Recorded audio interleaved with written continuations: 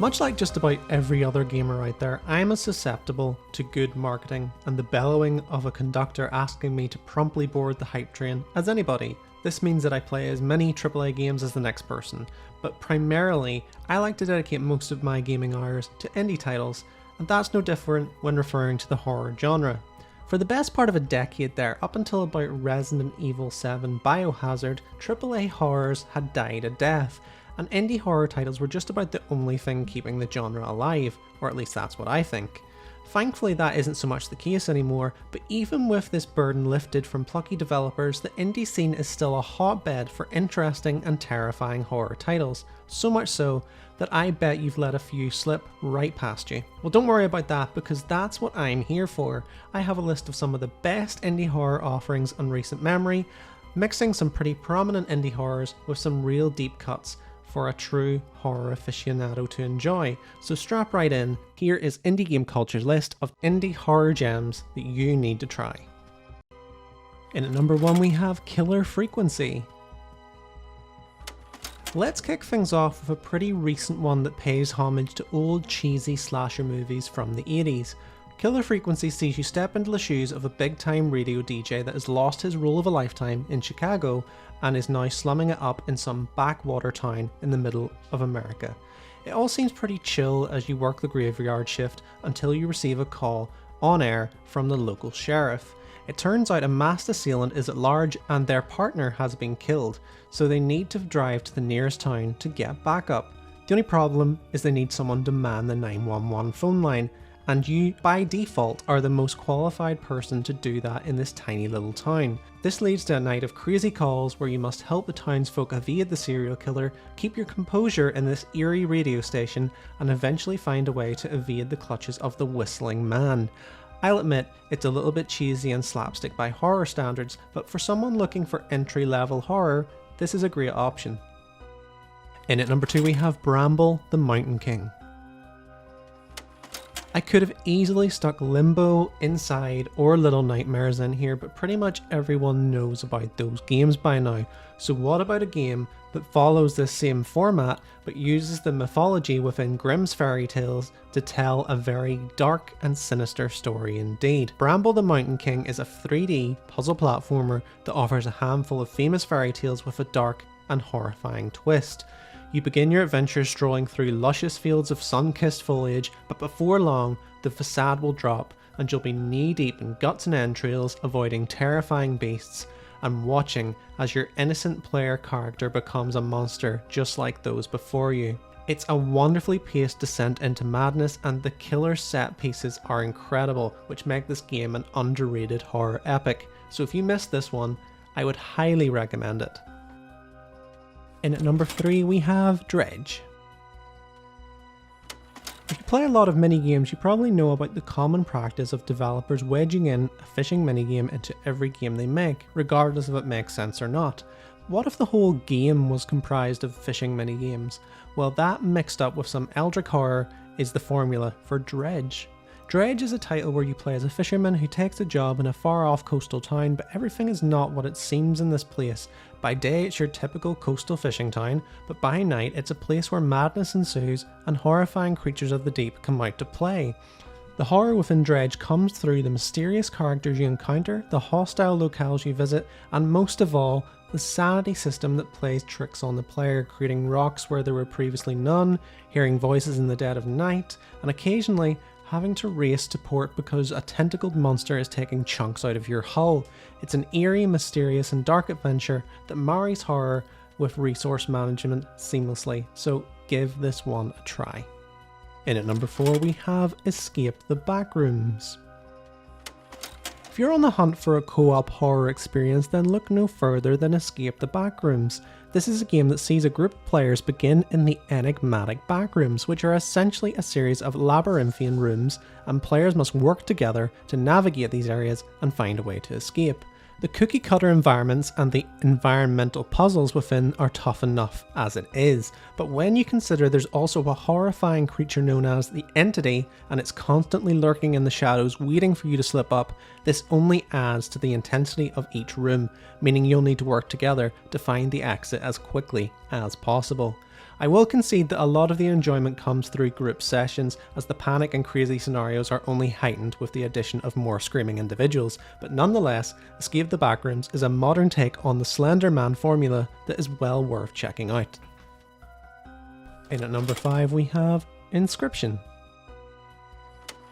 We now move on to a card-based roguelike with grainy, unsettling visuals and an equally mysterious and unsettling story to tell.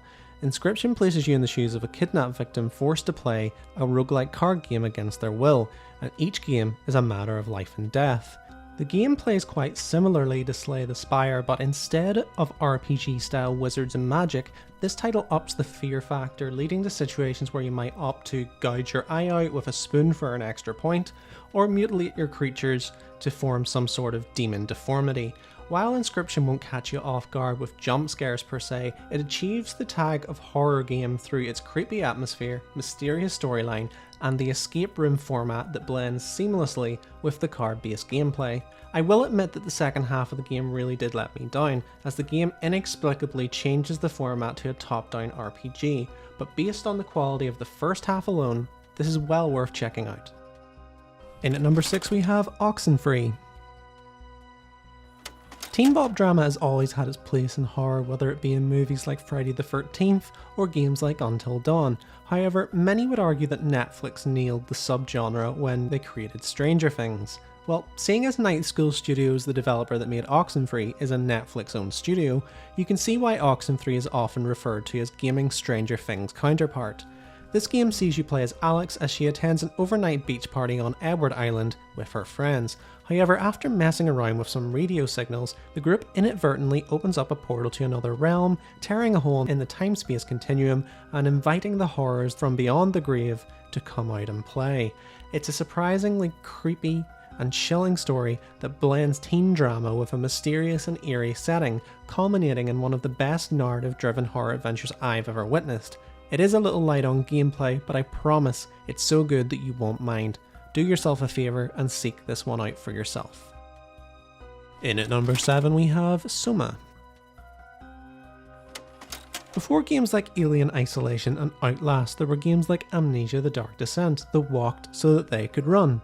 It was thanks to those developers that we have had so many games where you can run through claustrophobic halls and scour rooms in search of batteries, and it's also because of them that we have Suma. Suma is a game from the creators of Amnesia: The Dark Descent that places you in a world where AI is becoming sentient and you must forge a way through the chaos to make sense of what it means to truly exist, and what is really worth saving in the wreckage of this old world. It's a game that creates a terrifying setting, makes the player feel vulnerable and completely powerless, and only through careful planning and cunning will you be able to escape the hostile AI lurking in these dark halls, and most importantly, it asks some probing questions surrounding the true definition of reality. Plus, if you want to check out the combat aspect of this game, you can even toggle this out for an eerie but less stressful affair. Up to you of course, but I always opt for 100% spookiness. Either way, give Suma a try. In at number 8 we have Iron Lung. This might feel a little soon considering what happened aboard the Titanic sub not too long ago, but ironically, that event is what brought this game to prominence in the horror scene. It had a cult following before, but that tragedy saw this game shoot up the Steam charts, and I'm not saying it's right, but at least this indie gem is getting its time in the spotlight. Iron Lung is a horror title that sees you play the role of an intergalactic submarine operator that is tasked with exploring the depths of an alien planet with seas of blood. The fact that anyone commissioned this expedition is beyond me. It's a game that plays on themes of claustrophobia and a fear of the unknown, as you can only direct your sub through a control panel and a map along with a very grainy camera allowing you to take snapshots of the environment outside your sub.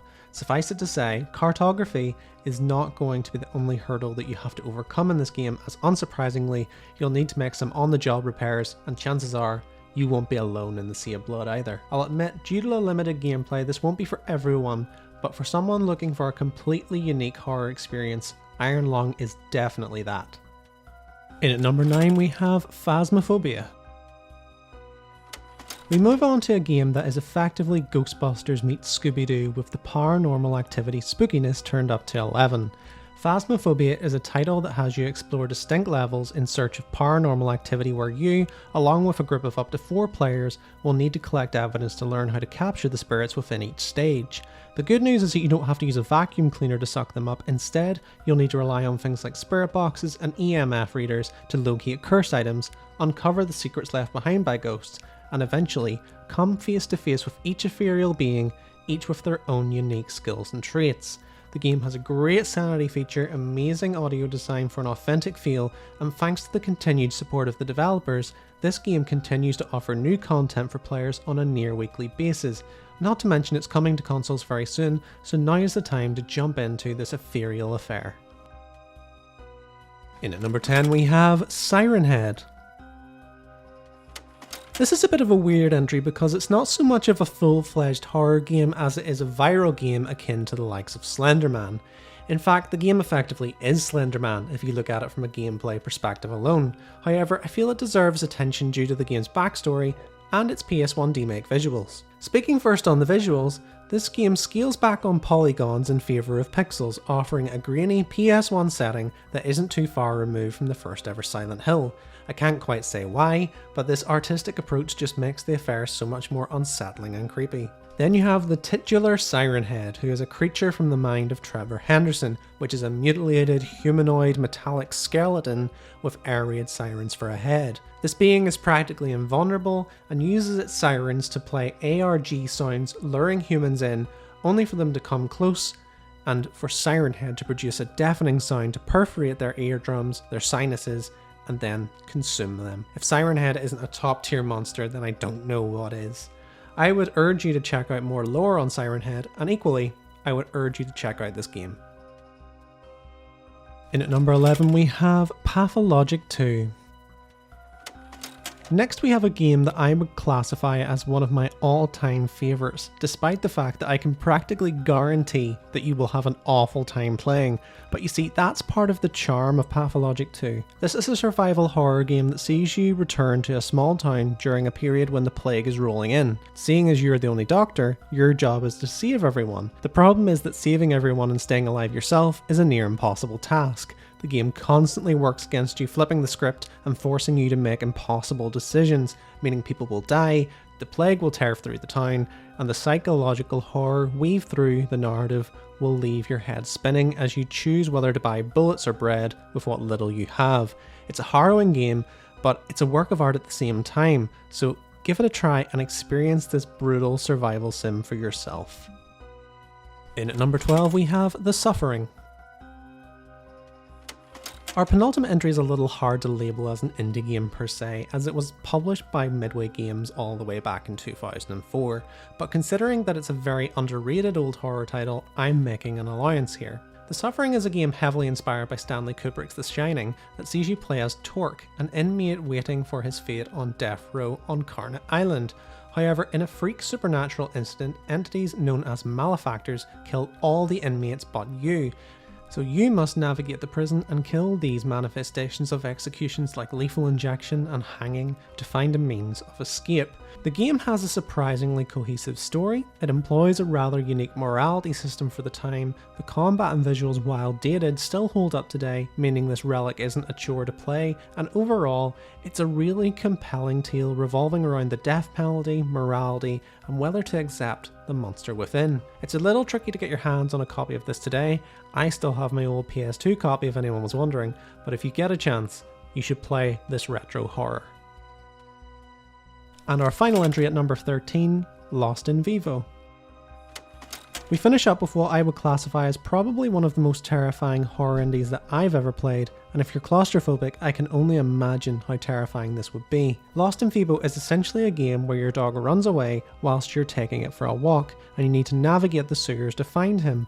Already a pretty bad scenario, but it turns out that your player character has a fear of enclosed spaces. So what does the game do? Well, naturally it places you in tight spaces, narrow hallways, and throws plenty of curveballs at you to shock and terrify at every opportunity, to the point where you'll always be checking your 6 every chance you get and praying that your doggo appears so that you can get the hell out of there. The game is short, but this allows the action to remain at a 10 throughout, leaving you in a constant state of panic and peril. It's one you've probably never heard of, but one you definitely need to try. So there you have it, an unlucky 13 of incredible horror indie titles to try out. As I mentioned, indies are a big part of the reason why the horror genre is still alive and kicking today, so you should pay your respects and play these plucky horror gems for yourself. I've been Cal. Thank you for watching Indie Game Culture. Be sure to give us a subscribe, like the video, and I will see you next time.